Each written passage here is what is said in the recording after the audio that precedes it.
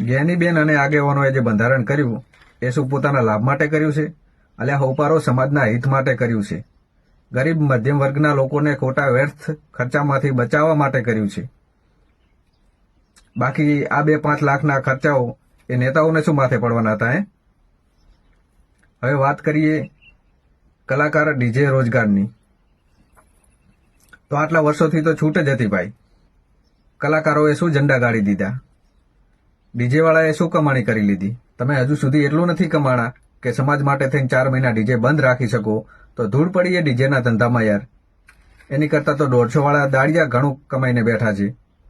એટલે તમામ ઠાકોર યુવા મિત્રોને મારો એક સંદેશ છે, એક વિનંતી છે કે બંધારણમાં આવેલ નિયમ પ્રમાણે તમારા ધંધાને જો કોઈ નુકસાન થતું હોય તો એક મળદ બનીને બીજો કોઈ યોગ્ય ધંધો શરૂ કરી દેજો.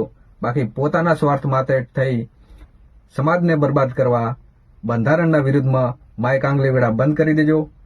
જય સદારામ, જય ઠાકોર સમાજ.